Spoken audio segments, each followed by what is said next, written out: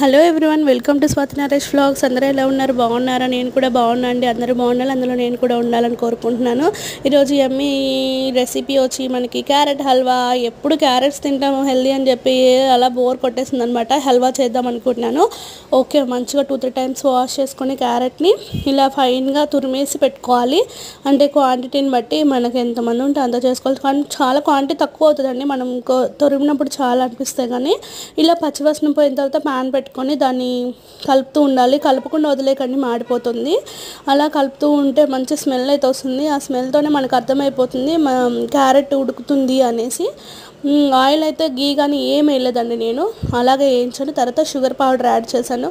ఒక యాలక్కాయ దంచేసేసాను. ఆ sugar melt అయిందాక కొంచెం ఆ స్వీట్నెస్ అంతా పట్టినాక మనం మళ్ళీ ఒక 2 మినిట్స్ అలా స్టిర్ చేస్తూ ఉండాలి, కలుపుతూ ఉండాలన్నమాట.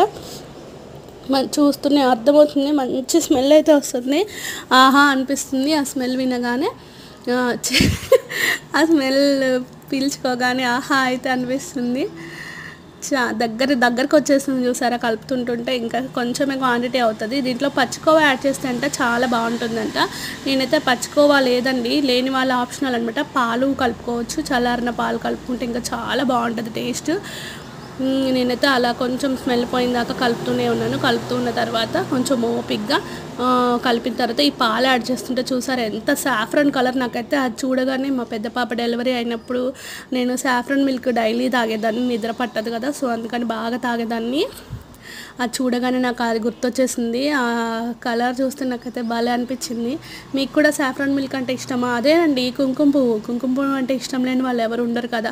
ఇలా ఇంకొక 2 మినిట్స్ 3 మినిట్స్ అట్లనే మనం ఆ వాటర్ అంతా చూసారా మొత్తం అయిపోయింది. 2-3 మినిట్స్ తర్వాత కూడా మంచిగా కుక్ అయిపోయినట్టు అనిపిస్తుంది. ఇంకేం లేదు, ఇంకా తినేయడమే. యమ్మీ లాస్ట్లో గీ యాడ్ చేస్తాను. నేను ఫస్ట్లో గీ అస్సలు వాడను. నాకు స్వీట్స్ కంటే ఫ్రూట్స్ ఇష్టం అండి. ఫ్రూట్స్ తినడమే ఇష్టం. ఈ షుగర్ క్వాంటిటీ ఎక్కువ ఉంటుంది కాబట్టి స్వీట్స్ని అంతగా ఇష్టపడను.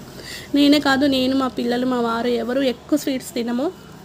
చాలా తక్కువ, ఎప్పుడో తినాలనిపిస్తే తప్ప డైలీ అయితే స్వీట్స్ అయితే తినము.